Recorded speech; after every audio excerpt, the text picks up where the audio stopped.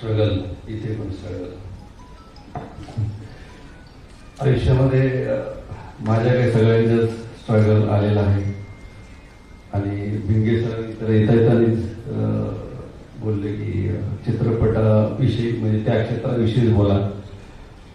भिंगे sir, खरं सांगू, मी आज ज्या विद्यार्थ्यांचा सत्कार आहे, ज्यांना जे गुण मिळाले त्याच्यावर बोलू पण शकणार नाही, कारण माझे 10वीचे आणि 12वीचे मिळून पण तेवढे होतात की नाही ते मला डाऊट आहे. म्हणजे बाबा आहे तिथे. पण गुण मिळो की नाही मिळो, आता तुम्हाला स्पर्धा परीक्षा जे म्हणतात, कोणी डॉक्टर होणार, कोणी इंजिनियर होणार, कोणी DYSP होणार, कोणी नेता होणार, डेप्युटी कलेक्टर होणार. पण हे न करता मी झालोय, मी कलेक्टर झालोय. मी आता माझा जुना फर्निचर आला होता त्याच्यात मी सिनियर इन्स्पेक्टर झालोय. मी माझा एक आता दुसरा पिक्चर पाटीलमध्ये मी आता दुसऱ्या पाटीलमध्ये मी डेप्युटी कलेक्टर होणार आहे. विचार करा, मी वकील पण आहे. आणि मी न निवडणूक लढता आमदार मंत्री पण होणार. आणि मला जर मी डायरेक्ट आहे म्हणजे जर ठरवलं तर मी मुख्यमंत्री होतोय पिक्चरमध्ये. मला कोण होणार. एनिवे, मला तर एका वेगळ्या विषयावर नेहमीच बोलत असतो मी. माझे विद्यार्थ्यांसाठी पर्सनॅलिटी डेव्हलपमेंटचे क्लासेस असतात, ते माझं आजच्या कार्यक्रमाचे जे आयोजक आहेत राम माधने सर यांना मी विनंती करेल की नंतर ते करा. पण मी 5-6 मिनिटं घेईल, कारण बरं ते ऐकून घेण्यासाठी ना एक माझं जे ऐकून घेण्यासाठी एक एनर्जी पाहिजे. मला माहिती आहे तुमच्या अंगात सध्या एनर्जी नाही, तर मी विनंती करतो की माझं ते एक मिनिटाचं गाणं हे विद्यार्थ्यांसाठी जे मी करू शकलो नाही ते मी ह्या शब्द ऐका गाण्याचे. माझ्या चित्रपटातलं गाणं आहे. त्यानंतर मग मी बोलेन.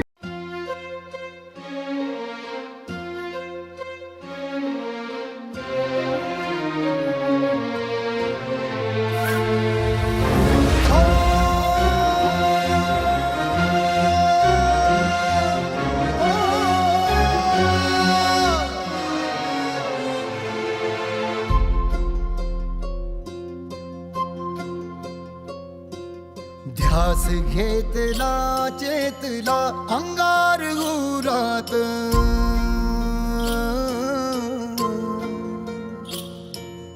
नवी भरारी खुमारी आता काळजात.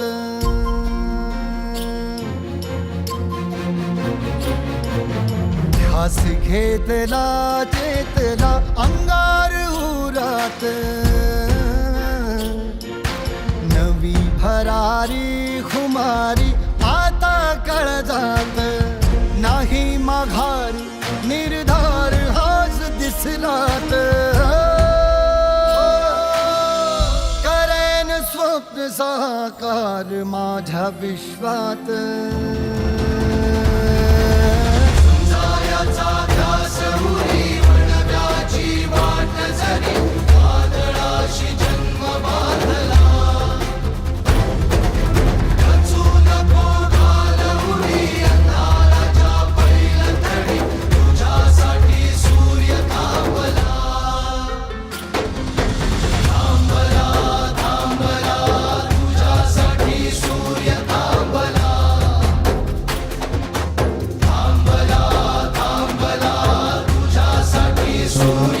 त्या गाण्यात पण सांगितलं आणि चित्रपटात पण सांगितलेलं आहे की आपल्यासाठी सूर्य पण थांबू शकतो. आज गुरुपौर्णिमा निमित्त राजमाता अहिल्यादेवी यांनी आपल्या समाजालाच नाही तर संपूर्ण भारत देशाला शिक्षा, संस्कार याची शिकवण दिली आहे. त्यांना विनम्र अभिवादन. मित्रांनो, मी चित्रपटामध्ये तर हे तर कधी सांगेल का आलो, पण नांदेडची मी आठवण म्हणून सांगतो. मी जेव्हा नांदेडला भिंगे सर जेव्हा नांदेडला मी शिकायला होतो तेव्हा एक मैंने प्यार किया चित्रपट लागला होता. तर त्याच्यातली ती हिरोईन मला खूप म्हणजे त्या म्हणजे खोटं नाही सांगत, आज सगळ्या तरुणांना माहित असते की आपण असतात एक अट्रॅक्शन असतात. तर त्यावेळी त्या चित्रपटाची हिरोईन होती ते बऱ्याचदा मी चित्रपट बघायला यायचो. तर जोपर्यंत थिएटरला होतो तोपर्यंत बघायचे याच्यात माझे बाबा पण मला सपोर्ट करायचे, बघ बाबा तुला त्याच्यात आवड आहे ते तू कर. त्या पिक्चरचे पोस्टर चित्रपट संपल्यानंतर ते सर ते पोस्टर फेकून देतात. तर ते पोस्टर मी घेतले आणि माझ्या घरी घेऊन गेलो. महिने प्यार के चित्रपटाचे पोस्टर म्हणजे रूमवर शिकायला होतं आणि याचं रूम मध्ये लावत होतो. आणि त्याच वेळेस बाबा घरी बेसचे पैसे द्यायला म्हणजे ते लावत होतं फक्त. पण त्याच वेळेस आले आणि माझे ते अजून एक काका होते, काय रे ती जशी का तुला भेटणार ते काय मिळलो नाही, ते असेच लावायला. पण ते विषय झाला. पण सर माझ्या तेव्हा तसं एक जिद्द असते ना, कधी बघा तुम्ही स्पर्धा परीक्षा पास होऊन तुम्ही कलेक्टर, IAS किंवा SP, ऍडिशनल SP होऊ शकता. पण एक नांदेडमध्ये राहणारा मुलगा त्या हिरोईन सोबत काम करायचं स्वप्न पूर्ण होऊ शकते का हो? पण ते मी केलं. माझ्यासोबत भाग्यश्री नावाची जी हिरोईन आहे, ती एक हिरोईन आहे, तुम्ही आता युट्यूबला बघू शकता, ते गाणं पण आलंय, मुकम्मल ना होईल. तर मित्रांनो, हा झाला जिद्दीचा विषय. पण माझं एक म्हणणं आहे की तुम्ही एवढे हुशार आहात तर कशाला नोकरीसाठीच प्रयत्न करता? बाकीचे पण व्यवसाय आहेत ना. मी एकदा माझ्या ऑफिसमध्ये माझ्या बाबाचे मित्र आले बोलले की ऑफिस बघून असं, मी तुला बोललो होतो की तू MBA कर, तो अजूनही मोठा झाला असता. मी माझ्या सेक्रेटरीला बोलवलं आणि काही नावं दिली. ते सगळे 7-8 जण कॅबिन मध्ये आले. म्हणजे हे कोण? म्हणजे हे सगळे MBA वाले आहेत, माझ्याकडे नोकरी करतात. तर तुम्ही हुशार आहात तर फक्त डॉक्टर, इंजिनियर, कलेक्टर ह्याच्यासाठी प्रयत्न करतच राहा. पण एक बिझनेस म्हणून आपला समाज बिझनेस मध्ये का नाही काम करू शकत? आता सर जसं बोलले की सगळं गुपित करा, मी तसं गुपितच केलेलं. म्हणजे मला वेळच नव्हता सांगायला, कारण गुपित ठेवायची इच्छा नव्हती. तर आज माझ्याकडे जवळपास आपल्या इकडचे 300-350 पोरं काम करतात माझ्या कंपनीत. माझी कंपनी तुम्ही मॉश युटिलिटी म्हणून बघा. कधी आयुष्यात विचार केला नव्हता की शेअर मार्केटमध्ये येईल. शेअर मार्केटमध्ये येईपर्यंत मला माहित नव्हतं हे शेअर काय असतात की मार्केटमध्ये काय असतात. म्हणजे माझ्या गावाकडे मी एकदा फोन केला माझ्या काकाला की बाबा असं आहे ते शेअर. ते म्हणजे त्यांना माहिती आहे काही करू शकते. ते म्हणजे शेअर म्हणजे ते शेअरच वाटलं त्याला. आणि शेअर कुठे घेऊन तू काय करणार आहे? शेअर इथं कुठं शेतात म्हणजे शेअर वाटलं त्याला. तो शेअर नाही, त्याचं ते उद्घाटन सोहळा या म्हणजे कार्यक्रम ठेवला होता. तर त्या कंपनीवर आज जवळपास 40,000 पेक्षा जास्त लोक अवलंबून आहेत. पण ह्याचं मला काय, माझ्या गावकऱ्यांना काय, मला वाटतं की माझ्या आईवडिलांना पण माहिती नसेल. पण मला तसं ते सांगायची गरज नाही वाटली किंवा मला ते काम करत गेलो. शिक्षणाची गरज असते मला. मी सांगितलं की दोन्ही मिळून सुद्धा मला तेवढे, आणि मी इंग्लिशमध्ये तर ठीक म्हणजे ते सगळं अंगावून जायचं. पण मी जेव्हा पहिल्यांदा प्राईम मिनिस्टर डेलिगेशन मध्ये माननीय प्रधानमंत्री मोदीजी सोबत अमेरिकेत गेलो, तेव्हा मला माझ्यासोबत एक ट्रान्सलेटर द्यावा लागला होता. तेव्हा मला कळालं की यार खरंच यार पाहिजे होतं. तेव्हा मी ठरवलं, म्हणजे 2014ला जो मेडिसिन स्क्वेअरचा इव्हेंट झाला होता माननीय प्राईम मिनिस्टर साहेबांचा, त्याचा आयोजक मी होतो. आणि मी सतत 5 वर्ष प्राईम मिनिस्टर डेलिगेशन मध्ये होतो. जवळपास 18 देशात मी त्यांच्यासोबत गेलो. पण त्यानंतर मी 2014ला ठरवलं की मला इंग्लिश शिकायला पाहिजे. आणि नाव आय कॅन स्पीक. म्हणजे ते 5-6 महिन्याचं ते फटाफट धडाडत ते तसं ते केलं नाही. मी माझ्या मनाला ठरवलं की तू शिक वेळे काल तू दुसरीचं ते अजून एक्स्ट्रा घेऊन जावं लागेल, फ्लाईटमध्ये जे पैसे तुला भेटतील ना, तर ते मी मला असं वाटलं की नाही शिकायला पाहिजे. तर आता आपलं कामापुरतं तिथे आणि ट्रान्सलेट होते. म्हणजे मित्रांनो, व्यवसायाविषयी तुम्ही विचार करा. चित्रपट क्षेत्रामध्ये ज्यांना आवड आहे त्यांनी बिंदास माझ्याकडे या. कोणाला जे काही तुमचे स्वप्न पूर्ण बघा. आमच्या क्षेत्रामध्ये तसं तर तुम्ही स्पर्धा परीक्षावाले आहेत, उगाच त्यांचे आई वडील म्हणतील कशाला हुसकायला गेले इथं दुसरं सांगणार. पण आमच्या क्षेत्रामध्ये मित्रांनो स्पर्धेची गरज नाही, गुणवत्तेची गरज नाही आणि आरक्षणाची बिलकुलच नाही. मी जेव्हा मुंबईला गेलो गेटवर 2004ची गोष्ट आहे साहेब, मुंबईला फिल्म म्हणजे ते आपलं माझी शाळा 2 होत्या, एक शाळा आणि एक सिनेमाघर. माझे बाबा इथं बसून आहे, ते दोन्हीकडे मला सपोर्ट करायचे. 2004ला जेव्हा मी फिल्म सिटीच्या गेटवर गेलो, बरं भुका लागल्या संपू की थोडं बोलू, कारण जेव्हा मी बघा मला जग बघायचं लाभलेलं आहे सगळं सुख, पण माझे अनुभव तुम्हाला सांगणं गरजेचं आहे.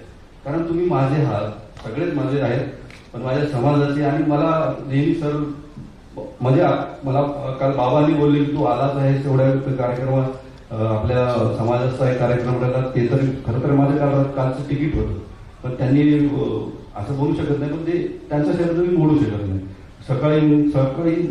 सकाळ व्हायची वाट बघितली की सरांना फोन करावा की 8 वाजता उठतील, सरांना फोन केला की सर ते म्हणले या. तर म्हणून मी तुमच्यासाठी आलोय. तुम्हाला बघा स्वप्न बघायला पैसे लागत नाही, पूर्ण करायला पण लागत नाही, लागते ती मेहनत आणि जिद्द. ते कसं ते सांगतो. जेव्हा मी मुंबईला 2004 मध्ये फिल्म सिटीला गेटवरच मला तिथे जाऊ देत नाही आतमध्ये कोणाला, तर मला पण नाही जाऊ देत. गावाकडे जाऊ दिसत नाही, दुसऱ्या दिवशी आंघोळ करून कपडे घालून गेलो तरी असं फिरून फेकून दिलं. अरे 3-4 दिवस मला स्वतः आतमध्ये जाऊ दिलं नाही साहेब. आज तिथे आपल्या इकडची मला आज तिथे शासनाने 2.5 एकर जागा दिलेली आहे स्टुडिओ बनवण्याकरते, आणि माझ्या परमिशन मला जाऊन मागच्या 10 वर्ष तिथे शासन पार्टनर आहे आमच्यासोबत, शासनासोबत भागीदारी आहे आपल्या कंपनीची. बहुतेक नांदेडचे आणि बरेच लोक आहेत, म्हणजे तालुक्यातील वगैरे सगळे. तिथे एक स्टुडिओ बनवला आहे. सुभाष घ्यायच्या नंतर एकमेव मी आहे, त्यांच्या एवढं कार्य न करता मला त्याचं छानपैकी स्टुडिओ बनवला आहे. तुम्हाला सगळ्यांना आमंत्रण आहे, तुम्ही जरूर येऊन बघा. तिथे मी माझे काही माझा तो छोटा बंधू सांभाळतो सगळा तो स्टुडिओ, की ज्या जागेचे ते जागा तर ते तर एक जिद्दीचा प्रकार झाला की मला ते करायचं होतं. आणि ते पण कसं झालं, 2011ची गोष्ट आहे. सांस्कृतिक आणि पर्यटन मंत्री होते, नाव नाही घेत मी रोज जाऊन फाईल घेऊन बसायचा, तिकडे जायचं. ते जिथं कार्यक्रम असा का तिथं बाहेर उभं राहायचं. तिकडे घरी गेले की मंत्रालयात एक दिवस सकाळी असं पुढे बसलो. एक दिवस त्यांनी त्यांच्या सेक्रेटरीला फोन केला, ISG शासकीय सेक्रेटरीचा, ती याची फाईल आणणार म्हणजे याच्या नावानंच फिल्म सिटी करून देऊ. तो रागा त्याने सही करून फेकली, ती देत नाही म्हणून धन्यवाद साहेब, किती घाणे बोलतात धन्यवाद. तुलाही सांग, मला शाळेत पण आवडायचं, 150 आणला की मला आवडायचं. हा म्हणजे तू एक सांग मी 1.5 मला ते आवडायचं. तर असं ते सर ती जागा मला मिळाली. आज त्या अशी जागा दिली होती की त्या जागेपासून शासनाला वर्षाचे 3.5 लाख ते 4 लाख उत्पन्न होतं. मी आता महिन्याचे 1 कोटी देतो त्यांना, म्हणजे खिशात कमवतो तिथले तिथेच देतो. इथं 1100 रुपये तिकीट आहे, जसं रामोजीचं बनवलंय, आणि रोजच्या 1100 ते 1500 लोक येतात बघायला. तर तुम्ही एकदा या बघायला. मी असं जाहीरपणे आवाहन केलेलं नाही कधी कोणाला, पण तुम्ही अगदी माझ्या गावातील किंवा माझे जे लोक येतात ते बघतात आणि जातात. आणि जी आता जी कंपनी आहे तुमच्यापैकी कोणी, आता मी हे नाही बोलू शकत की शेअर मार्केटमध्ये कंपनी आहे तर माझे शेअर घ्या, ते तेवढी रिस्क घ्या ना घ्या ते तुमच्या मनावर आहे. पण एवढं की त्याच्यामध्ये प्रामाणिकपणा जास्त आहे. मॉस युटिलिटी लिमिटेड म्हणून तुम्ही आता ऑनलाईन चेक करू शकता डायरेक्टर कोण आहे आणि कधी बनली. जी कंपनी मी 75,000 सुरू केली होती, तिचा आज 2,000 कोटी रुपये टर्नओव्हर आहे. कोणी अपेक्षा करू शकते 2,000 कोटी. मी सुद्धा घाबरतोय. सगळं ते CA अकाउंट मध्ये दिलं, हो कुठं काय घोटाळा झाला तर उगा आपण ते सगळं गाव तालुका माणसं सगळं ऐकलं तरी ते पूर्ण होणार, त्यासाठी ते तुम्ही बरोबर सांभाळा. ते फिल्टर कंपनी नाही, आम्ही GST बरोबर करतो सर. बघा मी आता फोनवर पण मी मेसेज केला की ते म्हणले सर GST ते काही करा, ते GSTचं त्याच्याही करू नका सर. ते फिल्टर कंपनी आहे, तिकीट फ्री आहे. तुम्ही भिंगे साहेब किंवा राममंदिर साहेबांचं नाव घ्या तर, आणि आपल्या किंवा सर हे कारण येतं सगळं. तुम्ही कार्यक्रमाचे किंवा माझा नंबर घोळवेल तर घ्या, त्यांना गरज आहे ते जरूर घ्या सर. ही सर फिनटेक कंपनी आहे, म्हणजे एवढे पैसे नाही लावत. जसं तुमच्याकडे झोमॅटो आणि जी गोष्ट आहे ना, झोमॅटो किंवा फ्लिपकार्ट किंवा तुमचे अमेझॉन, ह्यांचं काहीच नाही स्वतःचं. इकडचा माल तिकडे करतात, स्वतःचं दुकान आहे तिथेच करणार. तर त्यावेळेस मला संकल्पना आली होती, माणूस फक्त आयडियानी मोठा होतो हे लक्षात ठेवा विद्यार्थ्यांनी. तुमची आयडिया तुम्हाला मोठी बनवू शकते. म्हणून ती आयडिया तुमची कलेक्टर व्हायची असो की डॉक्टर व्हायची असो किंवा नेता व्हायची असो किंवा बिझनेसमॅन व्हायची असो, तर आमची कंपनी जे ऑनलाईन बिझनेस आहेत, air ticket, railway ticket, insurance, आता शेतकऱ्यांची विमा आणि त्या ऑनलाईन कंपन्या ज्यांच्या आहेत ते आम्ही एक प्लॅटफॉर्म दिला की त्या सगळ्या एकत्र केल्या आणि आम्ही त्यांना प्लॅटफॉर्म दिला आणि एक रोजगार उत्पन्न केला. बस आता अजून बोलायचं आहे, तर म्हणजे बोलायचं आहे पण वेळ नाही, नंतर साहेब कधी